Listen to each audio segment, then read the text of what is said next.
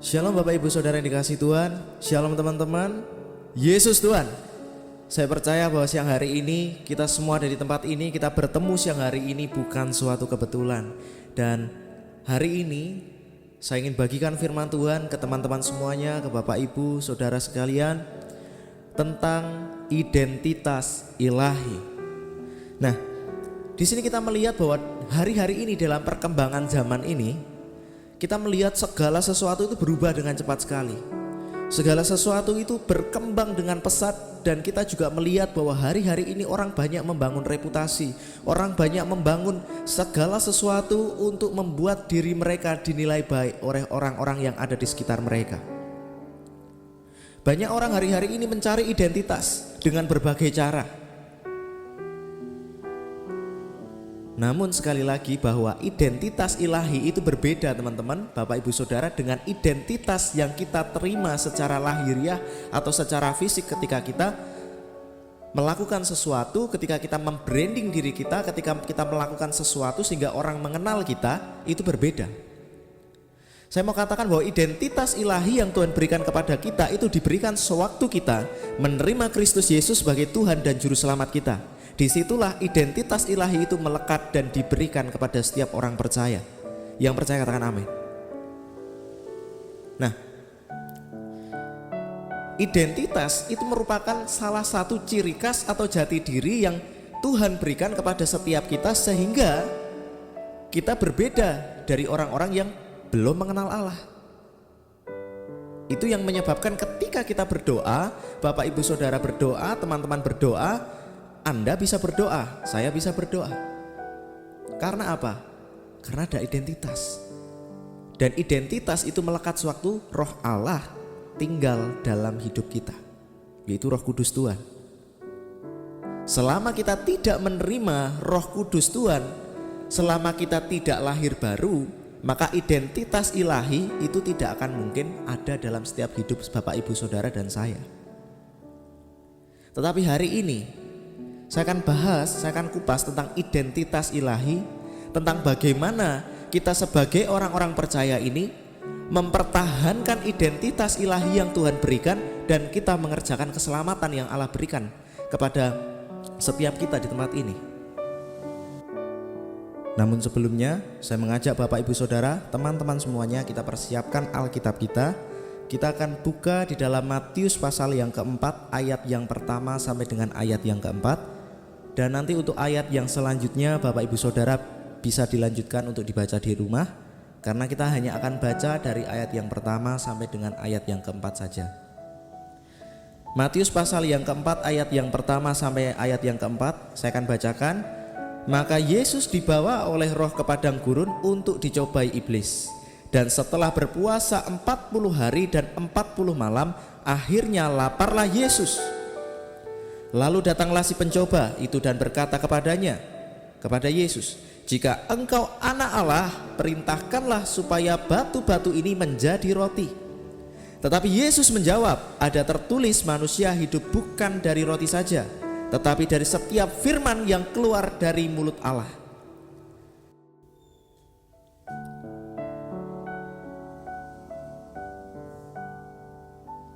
Bapak Ibu Saudara yang dikasihi Tuhan, saya akan meng-highlight kembali apa yang tertulis di dalam ayat yang ketiga.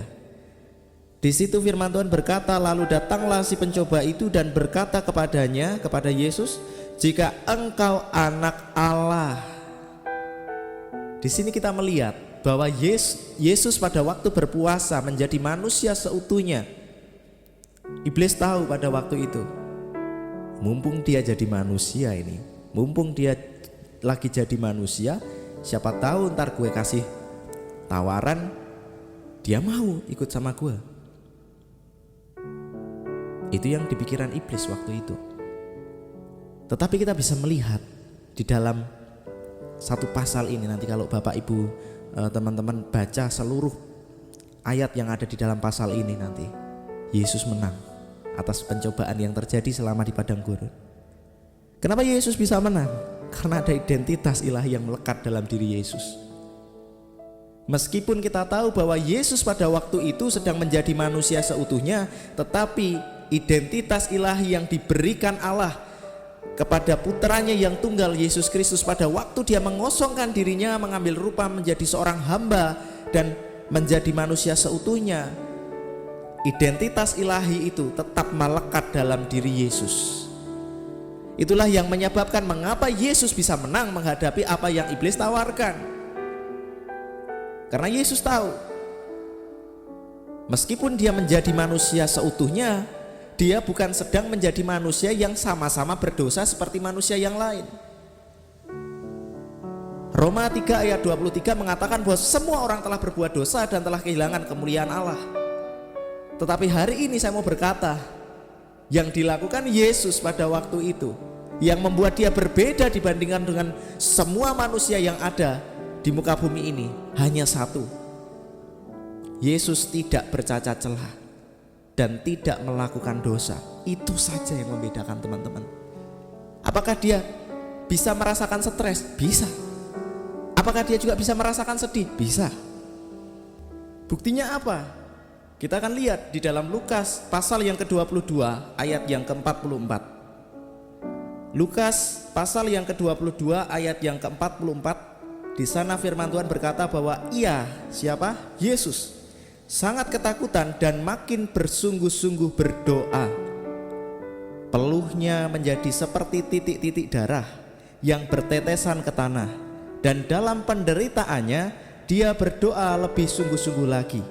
Keringatnya menjadi seperti tetesan darah yang menetes ke tanah.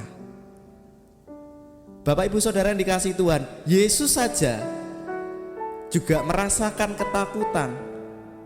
Seperti layaknya kita juga kadangkali ada ketakutan yang kita alami. Apa yang dialami Yesus itu sama. Jangan kita berkata bahwa enggak apa-apa karena kan dia kan Tuhan, karena dia kan juru selamat, ya dia bisa aja menang gitu.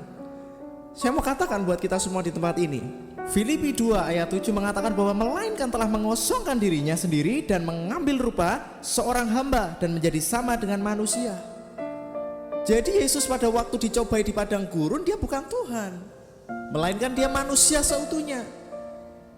Dia manusia ilahi. Yesus sama seperti kita semua, dia menjadi manusia seutuhnya.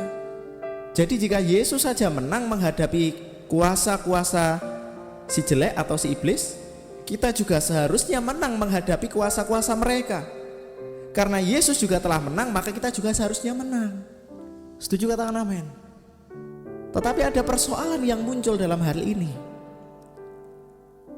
Seringkali kita melihat banyak sekali orang-orang Kristen yang hari-hari ini mengkultuskan sesuatu. Kalau enggak sama hamba Tuhan, kalau enggak sama Pak Pendeta, kalau tidak sama si A, si B, si C dan lain sebagainya, saya enggak bisa ngalami lawatan, saya enggak bisa nih berdoa. Saya mau katakan itu salah besar. Mengapa saya katakan itu salah besar? Karena hari ini kita jangan mengkultuskan sesuatu seperti minyak urapan, hamba Tuhan dan lain sebagainya. Saya mau katakan buat teman-teman semuanya, Bapak Ibu Saudara, siapapun yang ada di tempat ini, saya mau katakan engkau juga diberikan otoritas dan kuasa untuk berdoa, mengadakan tanda dan mujizat. Karena sewaktu Bapak Ibu Saudara dan teman-teman semua di tempat ini kita menerima Kristus Yesus sebagai Tuhan dan Juru Selamat, kita diberikan kuasa. Lalu apakah salah ketika saya minta hamba Tuhan berdoa tumpang tangan ke saya? Gak ada yang salah Bapak Ibu Saudara. Tetapi yang saya mau ingatkan di sini adalah jangan mengandalkan manusia.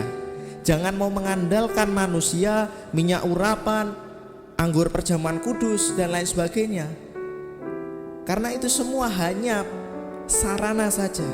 Yang paling utama adalah membangun iman yang ada di dalam hidup Bapak Ibu Saudara dan saya. Itu yang paling penting. Tidak ada yang salah ketika Bapak Ibu Saudara meminta hamba Tuhan untuk berdoa terhadap Bapak Ibu Saudara, tumpang tangan dan lain sebagainya. It's okay. Tetapi yang terpenting, ingat sekali lagi Bapak Ibu Saudara, bangun iman yang benar. Karena kita juga mampu untuk berdoa, mengalami lawatan dan lain sebagainya. Ini bukan perjanjian lama, ini perjanjian baru. Kita hidup di masa perjanjian baru, di masa akhir zaman. di mana urapan Tuhan dicurahkan dengan begitu kuat terhadap orang-orang yang merespon, yang hidup di dalam kebenaran firman, dan yang firman Allah itu tinggal di dalam diri mereka. Dan yang kedua adalah menyadari adanya identitas ilahi yang Tuhan berikan dalam hidup kita semuanya. Identitas ilahi yang Tuhan berikan dalam hidup Bapak, Ibu, Saudara, dan saya itu membawa kita kepada otoritas yang diberikan. Yohanes pasal yang pertama ayat yang ke-12. Di sana firman Tuhan berkata bahwa tetapi semua orang yang menerimanya diberinya kuasa supaya menjadi anak-anak Allah, yaitu mereka yang percaya dalam namanya. Sekali lagi, tetapi semua orang yang menerimanya diberinya kuasa supaya menjadi anak-anak Allah, yaitu mereka yang percaya dalam namanya. Kita yang menerima Yesus, kita yang percaya Yesus, kita yang hidup di dalam kebenaran firman-Nya, dan yang firman-Nya kita hidupi, kita diberikan kuasa dan otoritas. Untuk apa? Untuk melakukan berbagai perkara yang ada di muka bumi ini. Kalau saudara melihat ada orang yang sakit dan saudara berdoa, orang yang sakit sembuh. Ketika saudara melihat ada orang yang hari ini terikat, entah oleh hutang, entah oleh apapun itu, ketika saudara berdoa ada jalan keluar yang terjadi. Itulah kuasa. Itulah yang membedakan mengapa kita orang percaya, kita berdoa bagi orang sakit, yang sakit disembuhkan. Itulah yang membedakan mengapa ketika kita hari ini mengenal Kristus dan tinggal dalam kebenaran firman-Nya, kita melakukan perkara sesuatu dan yang ajaib itu datang. It's all about identity. The divine identity. Identitas ilahi itu sudah melekat ketika Bapak, Ibu, Saudara, dan saya itu menerima Kristus Yesus, itu sudah melekat. Lalu apakah identitas itu diberikan sewaktu kita mengalami kedewasaan rohani? Jawaban saya cuma satu, tidak. Pertumbuhan rohani iya, kita harus selalu bertumbuh. Kita harus banyak baca firman Tuhan. Kita harus saling sharing satu sama lain, saling menguatkan, mentoring dan lain sebagainya, itu penting. Tetapi saya mau katakan, untuk identitas ilahi ini diberikan sewaktu kita lahir baru. Sewaktu kita menerima Yesus Kristus sebagai Tuhan dan Juru Selamat, detik itu juga identitas ilahi itu melekat dalam hidup Bapak, Ibu, Saudara, dan saya. Wow, luar biasanya Tuhan kita. Begitu baiknya Tuhan. Baru menerima Yesus loh, baru menerima keselamatan loh, sudah dikasih itu identitas. Halo Bapak, Ibu, Saudara, teman-teman semuanya. Amin. Sebelumnya nih saya mau share juga nih tentang kesaksian saya sebelum saya dulu menerima Yesus. Saya kan terima Yesus itu kelas 2 SMP. Saya terima Yesus kelas 2 SMP dan waktu saya menerima Yesus itu gak ada orang satupun yang mendoakan saya, gak ada. Dan saya betul-betul karena Tuhan sendiri yang menemui saya waktu itu, pada waktu saya kelas 2 SMP itu. Dan mungkin kalau saya ceritakan nih banyak orang gak percaya, tapi saya sendiri ngalami. Itu yang menyebabkan mengapa saya bertobat dari dosa saya dan saya kembali, saya ikut Yesus. Meskipun saya dari kecil tuh Kristen, tapi saya gak mencerminkan kehidupan orang yang mengikut Yesus. Dosa aja tiap hari yang saya perbuat. Saya gak ngerti identitas saya itu siapa. Saya tahunya ya saya cuma Kristen, seperti itu. Tetapi setelah saya menerima Yesus, di situ Tuhan ajari saya, Tuhan didik saya bahwa kamu punya identitas ilahi, kamu punya otoritas, kamu punya urapan, kamu punya kuasa untuk berdoa, untuk menyelesaikan persoalan, untuk menang bersama-sama dengan Yesus. Karena Roh Tuhan yang membuat kita menang. Itulah identitas. Identitas ilahi, bukan identitas yang kita lihat secara fisik. Dan hari ini saya mau ingatkan buat setiap kita di tempat ini, jika identitas ilahi itu melekat dalam setiap diri kita, sudah seharusnya kita on fire setiap hari. Meskipun ada masalah, mau gak ada masalah, kita harus tetap on fire. Kenapa kita bisa on fire? Kita lihat kembali yang Yesus alami di padang gurun. Pada waktu dia berdoa puasa 40 hari 40 malam, iblis datang mencobai dia, berusaha menawari dia sesuatu. Yang pertama mengubah batu menjadi roti, yang kedua menyuruh Yesus terjun dari hubungan bait Allah, dan yang ketiga disuruh menyembah iblis. Tetapi Yesus berkata, jangan engkau mencobai Tuhan Allahmu. Kemenangan terjadi. Di situ Tuhan ingatkan betul untuk setiap kita, persoalan apapun yang menerpa saudara dan saya, jangan sampai itu melunturkan, membuat kita lupa bahwa kita punya identitas ilahi. Identitas itu adalah otoritas yang Tuhan berikan untuk kita menang dari persoalan yang kita hadapi. Dan saya mau berdoa hari ini, setiap kita di tempat ini menangkap akan hal ini.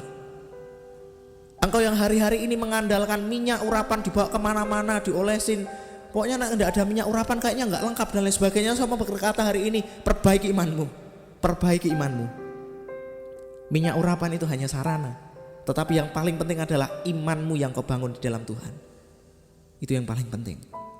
Semua sarana-sarana rohani yang ada di sekitar kita hari ini, itu hanya sarana, bukan yang utama.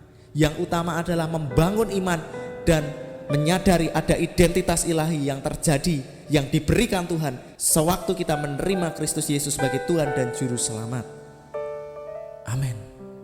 Sekali lagi saya mau katakan, sadari ada identitas ilahi yang Bapak Ibu Saudara terima sewaktu kita menerima Yesus dan lahir baru. Dan identitas ilahi itu mendatangkan otoritas Tuhan bekerja atas setiap kita. Kalau kita tidak menyadari ada identitas ilahi, seringkali kita hanya berharap mengandalkan manusia, mengandalkan hal-hal lain. Tapi kalau kita sadar ada identitas ilahi, kita akan mampu menang menghadapi persoalan. Sama seperti Yesus menang menghadapi pencobaan yang dia alami pada waktu berdoa dan berpuasa di padang gurun. Dan saya juga mengingatkan buat setiap kita, apapun persoalan yang Bapak, Ibu, Saudara dan saya hadapi, jangan sampai iman kita dilemahkan. Jangan sampai kita kehilangan identitas ilahi kita hanya karena masalah yang kita hadapi. Apapun masalah yang kita hadapi, gunakan otoritas itu. Ini kalau saya nggak dibatasi waktu nih, saya akan berbicara panjang kali lebar, tetapi karena dibatasi, saya cukupkan sampai di sini. Dan mari kita sama-sama siapkan hati, tutup Alkitab Bapak Ibu Saudara, kita akan berdoa bersama-sama.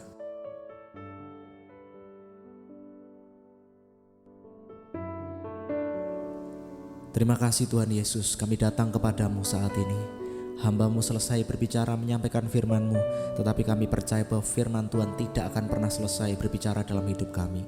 Kami juga berdoa Tuhan untuk setiap anak-anak-Mu di tempat ini, saudara pendengar yang ada di rumah dan dimanapun kami semua berada saat ini Tuhan. Kami berdoa, kami topang mereka di dalam doa, yang sakit disembuhkan, yang mengalami jalan buntu diberikan jalan keluar, yang terikat dilepaskan, yang berbeban berat diberikan penghiburan dan juga dilepaskan dari beban berat. Dan kami juga berdoa Tuhan, biarlah benih firman-Mu yang telah ditabur hari ini Tuhan, itu boleh bertumbuh dalam setiap kehidupan anak-anak-Mu, itu menjadi makanan rohani kami dan menguatkan manusia rohani kami, dan pakai kami Tuhan dimanapun kami berada.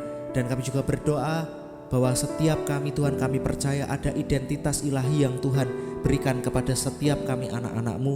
Dan kami berdoa Tuhan, ajari kami supaya otoritas yang Tuhan berikan dalam hidup kami, dengan adanya identitas ilahi yang ada dalam hidup kami ketika kami menerima Engkau, itu boleh menjadi sesuatu hal yang membawa kemuliaan nama Tuhan dinyatakan. Terima kasih Tuhan, di dalam nama Yesus kami meteraikan setiap doa kami ini dengan darah-Mu. Setiap kami yang akan pulang ditutup bungkus dengan darah Yesus. Dan kami juga berdoa Tuhan, sertai semua aktivitas kami selama sehari ini dan seterusnya dan seterusnya. Terima kasih Bapa, di dalam nama Yesus Kristus kami berdoa, kami bersyukur. Mari sama-sama percaya, katakan amin.